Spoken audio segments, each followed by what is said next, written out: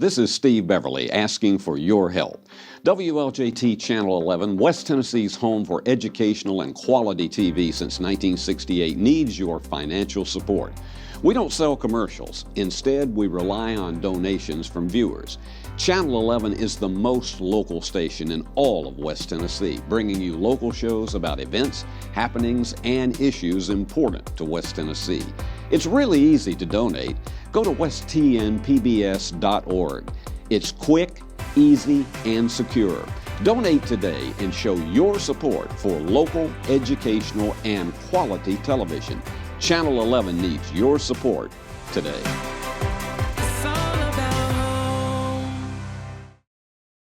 He's serving West Tennessee and taking our values to the State House. Hello, I'm Peter Knoll. On this edition of Tennessee is Talking, we're joined by State Representative Chris Todd for a candid conversation about the work being done on behalf of families, schools, communities in our district. What are the biggest priorities for our state, and how can you get involved? Stay tuned, so let the conversation begin. We are rolling. Confirm record. Can we get a mic check? Check. Check. Stand by camera 2. Take 2. Stand by announcer in 3, 2. West Tennessee PBS presents Tennessee is Talking. Let the conversation begin.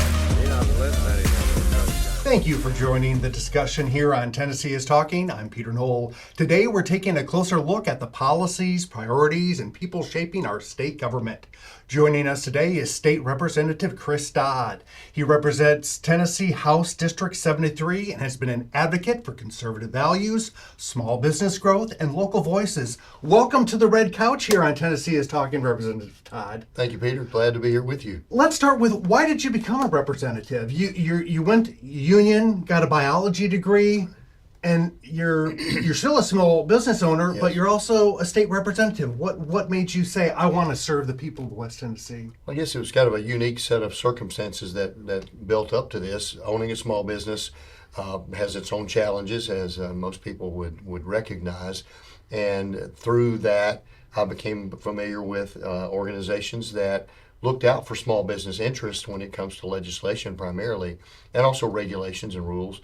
So I joined one of those organizations probably now between 15 and 20 years ago, and started getting more and more involved every year in advocating for or against certain legislation in Nashville. And seeing that process and how the representative government really worked, not just what somebody told me it was or what I thought it might have been, but really the actual behind the scenes workings. It was very intriguing to me. I never thought in that process that I would be sitting in one of those roles, and certainly not being a chairman. But it was very intriguing. It was engaging. Where we talked to not just my legislators when we would visit Nashville once or twice a year, but I would go see others like. At that time, I knew Steve McDaniel from just across the county line in Henderson County, and I knew the representative from Paris, where I grew up, and I would go visit with them just for a few minutes, and so stayed in touch with just a handful of people. And again, through that process of them getting to know who I am, know what interests me, what concerns me, and then see how they respond to that.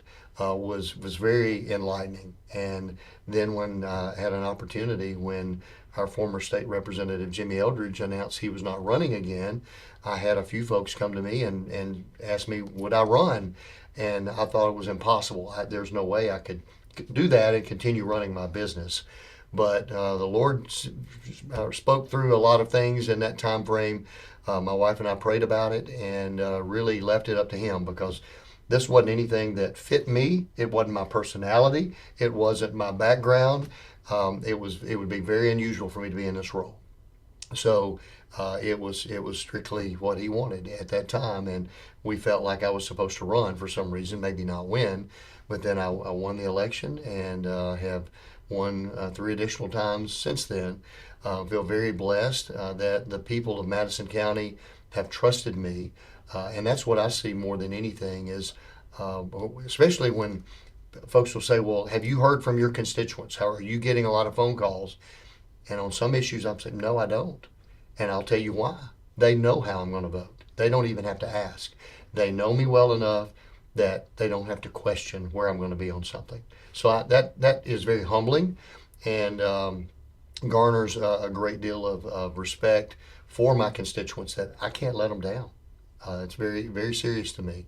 So that's kind of the whole scale of what brought me here. Well, thank you for your service. I mean, a lot of our elected officials, they take all the beat ups and all the criticisms and complaints, but it's a sacrifice. It's not like a job you're doing to get rich. Oh, well, no. And you spend time, especially talking to various of our state legislature, you spend time in Nashville away from your family.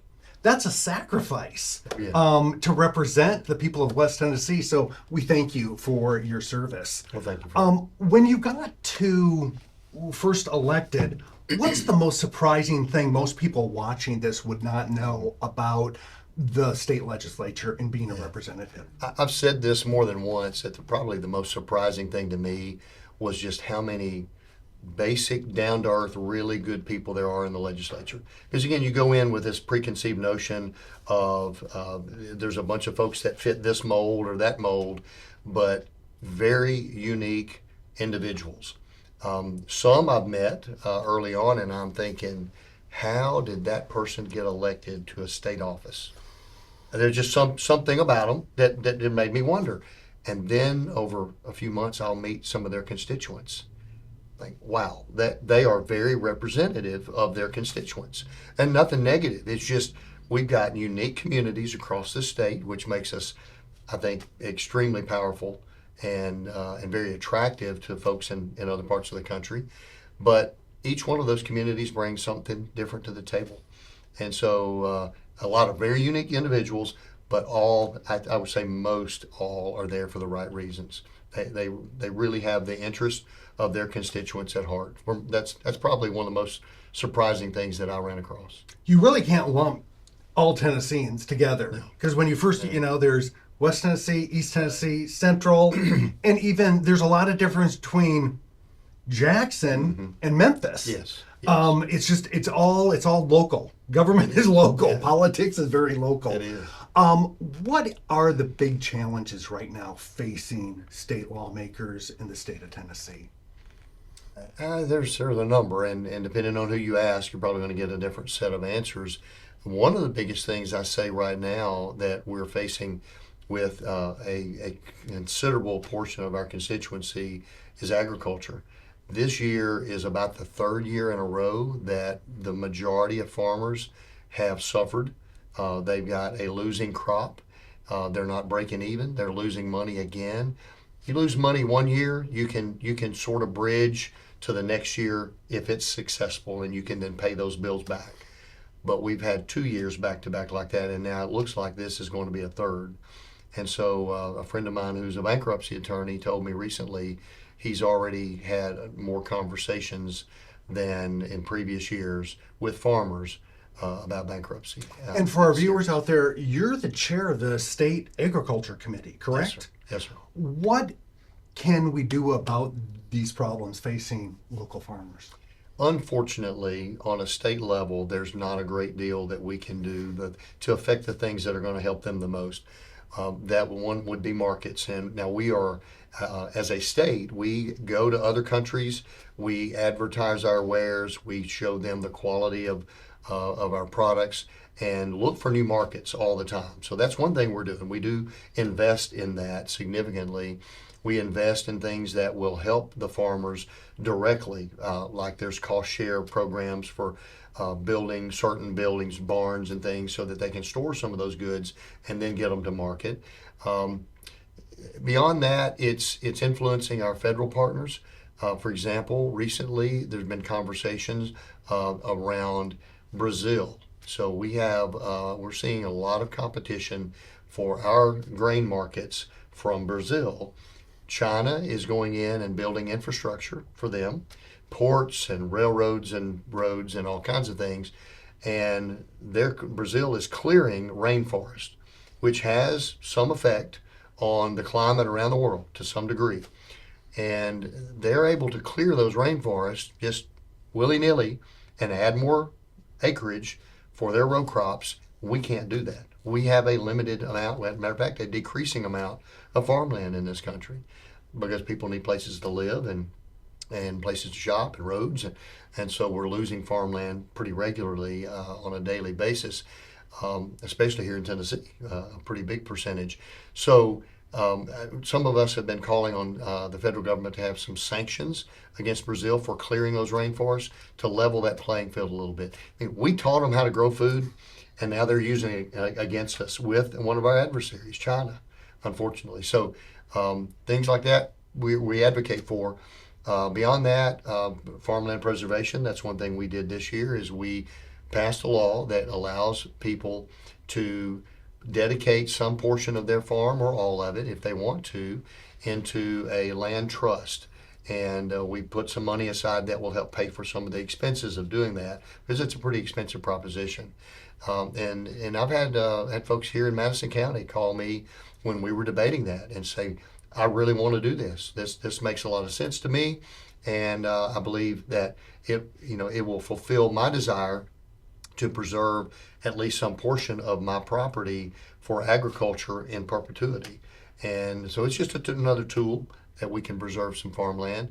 And other things, we try a lot of different things, but we're always open to what the farmers have to say. And if they know of something specific we can do, we try to be responsive to that. But unfortunately, the markets are the biggest thing for them right now. If they could get a fair price for what they're producing, just to recover the cost of the inputs that they have. Those have gone up almost out of control in the last 5 years. And the Biden inflation we saw, on top of just some natural progression with certain chemicals and things, lawsuits have driven up costs tremendously.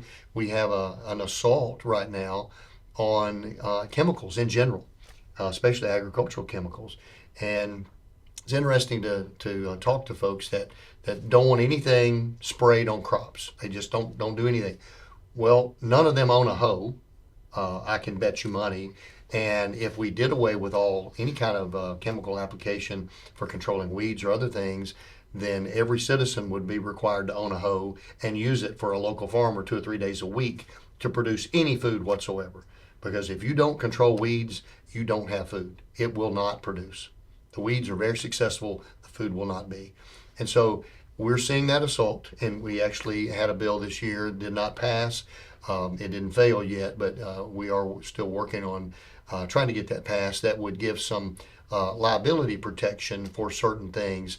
There are frivolous lawsuits thrown out a lot. You hear those in news stories, but this particular realm has been pretty egregious, where someone would not even claim harm. Not, I got cancer, not, I got sick, not, my hair fell, nothing, no injury whatsoever, but I'm going to sue you, chemical company, because you didn't put on your label the words, this may cause cancer. When in fact, you couldn't put those words on the label because the EPA doesn't allow you to put them on the label because they have no proof that it may cause cancer. So a government entity says you can't print that, and then you get sued for not printing it. Who thinks that's right? But that's what's happening. There have been some multi-billion-dollar settlements that courts have issued, juries have issued, because a slick lawyer was able to sell that someone should be punished because they didn't put these words on a label. Not that anybody was injured, just a labeling issue. So we're trying to at least narrow down and say, okay, for a labeling issue where a government entity says you can't print it, you can't be sued for it. That's all it does.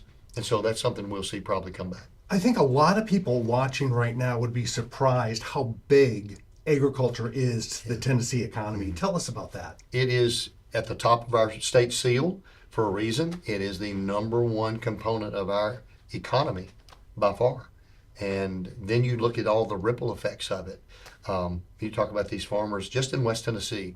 If we were able to come up with a soybean crusher facility, for example, that would take the local soybeans and from other states as well, crush them into an end product, it would give a higher value to those soybeans. It cuts down on the transportation cost. So each of those farmers, each of those producers has more money in their pocket. At the end of the day, they're going to go buy things at Walmart. They're going to buy a vehicle. They're going to buy new equipment. They're going to continue to thrive and feed the economy with everything that you and I need to survive. Because if they're not doing that, then the rest of us don't have that money in circulation.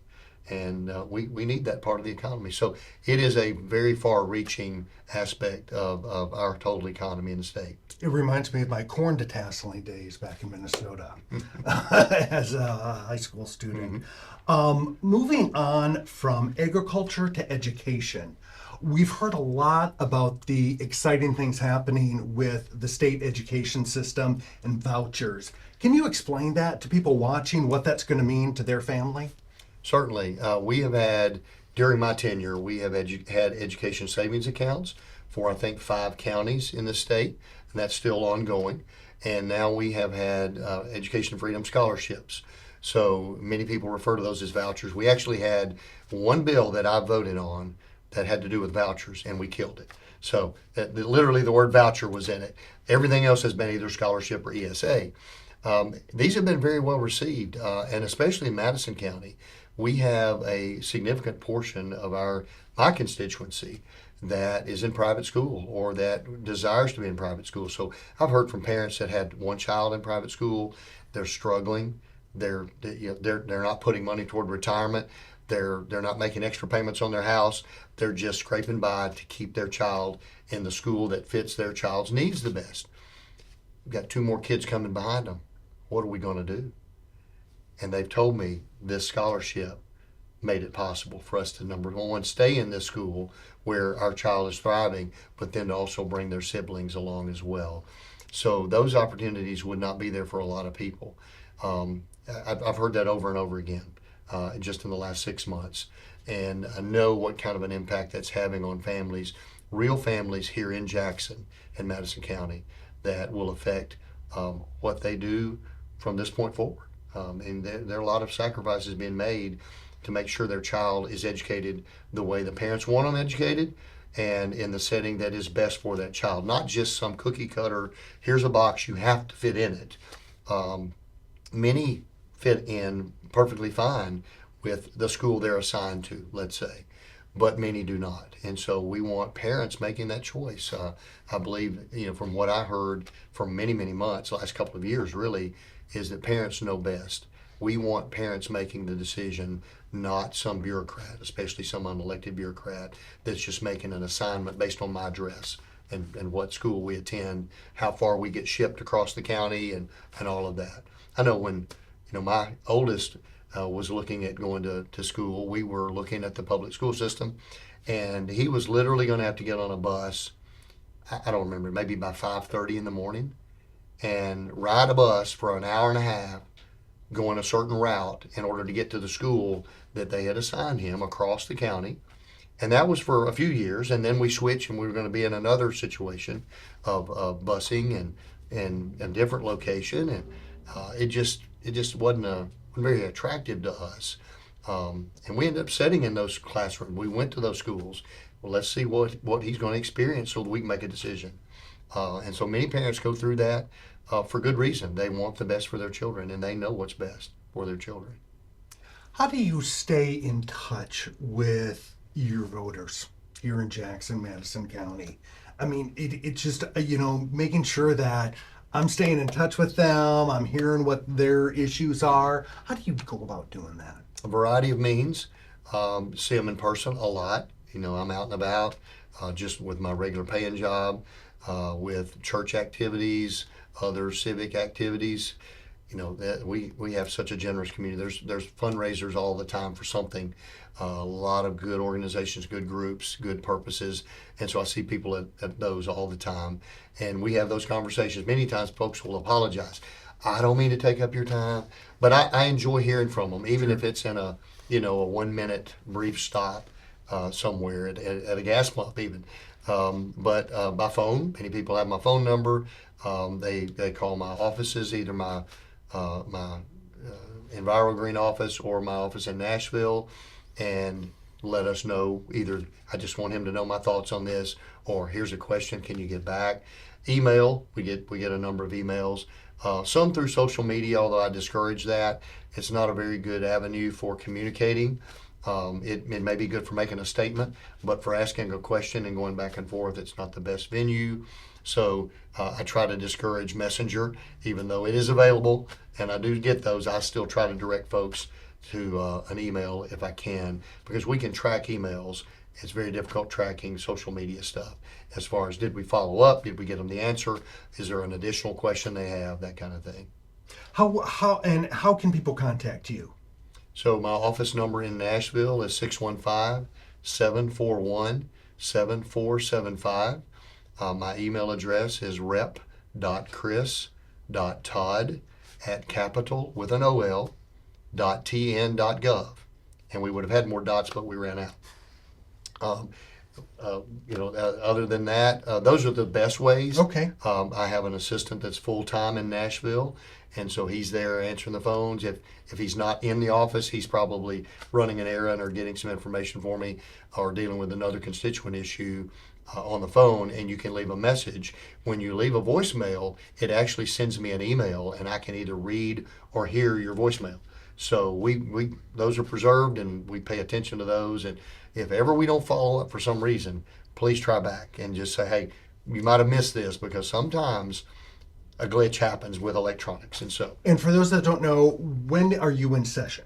We will be in session the second Tuesday in January, and we will end probably the end of April, 1st of May. I would say probably the end of April. And when they're in session, you can watch it here on Channel 11. And a lot of people do. Yeah. I mean, I sit and watch it too, because it's sort of fun to see how your state government works. Yeah. I get text messages from constituents every so often while we're in session, and they're watching on your station. And one in particular will say, why would that idiot ask that question, or something like that? And Sure. I'm like, okay, I have to rewind my tape. What happened 5 minutes ago or 2 minutes ago? Depending on where they're watching, there may be a delay. It is encouraging to me that folks do watch. And it's the committee hearings. Yes. It's not just the general sessions. It's really, you see the nitty gritty how state laws are made. Yes, it's very important that folks do that as well. Watch. We put those out there. We make things available live and recorded for a reason. Transparency. We want folks to know what's going on. It's their government. This government is for the people and by the people, and we want them involved in it. Nothing encourages me more than to hear from constituents about issues, to say, hey, this is what I believe, and here's what I want you to do. What are the big issues coming up for the next session, do you think?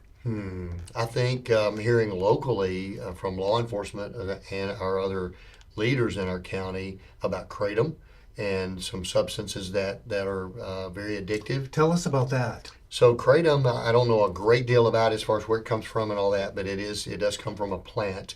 But one of the things we're seeing, and this is available apparently in convenience stores, just right there on the counter. They're not supposed to sell to kids, but we think they are. There's certainly been reports of that. But it is an intoxicating substance, and I don't know a lot about it. Certainly never tried it. I just know what people tell me. I've got a doctor friend that treats addiction. That's all he does. And he said for the last 2 years, the addiction he's treated most is for kratom. So I know there's something there. I know there's a concern. When our law enforcement first brought it to me and our county leaders, I said, I'm certainly aware of it. I know there are folks that will say, well, here's some positives. I benefited from this. And I know a young man that did benefit from that after a lot of injuries from a fall off of a roof. But I would say his case, based on what my doctor friend tells me, is probably 1 in 10,000. The other 9,999 are either seeking addiction treatment or they should be. That's a concern. So that's one big one that's been a hot topic just in the last few weeks, as a matter of fact. Beyond that, we're always dealing with roads. We have put a tremendous amount of money into roads over and above what the gas tax that's allotted for roads has set aside. We have put, like this year, I think an extra $1 billion Last year, I think we had another $1 billion. So we continue to try to tackle some of the backlog of road issues that we have, not only from surfaces, where we've got some surface issues, but just road expansion.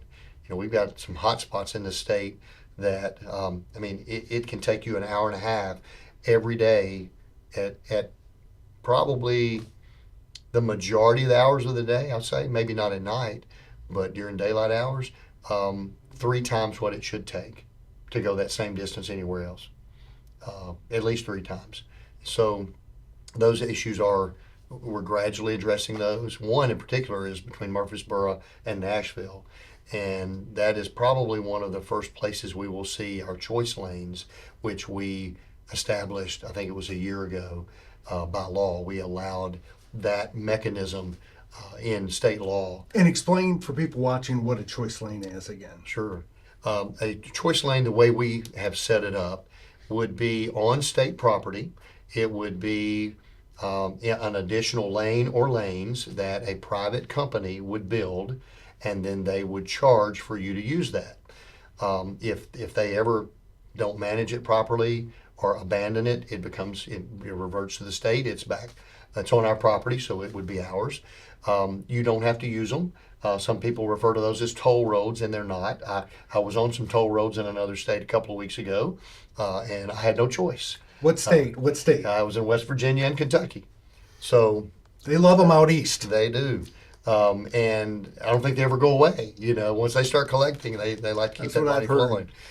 So these would not be that. This would be if you want to get in something that is less densely populated, lanes that are less frequented by travelers, then you can have a pass that costs you a certain amount a month, or certain amount per use, and you would drive in that for some distance, whatever that is for your route.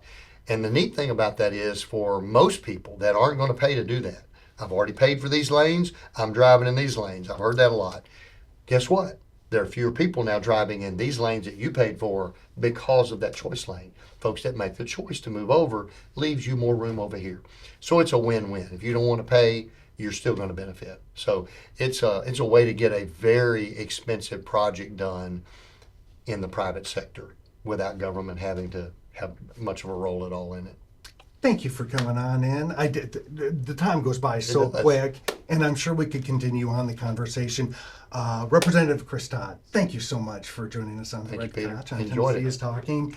And again, his information is on your screen if you want to stay in contact with him, which he encourages you to do so. If you want to watch this program or share it with a friend, remember you can stream this episode and all local Channel 11 programs anytime on the PBS app. You can also watch it on the West Tennessee PBS YouTube channel and on our website, TN PBS.org. And keep the conversation going by following Channel 11 on social media. Until next time, keep on talking, Tennessee.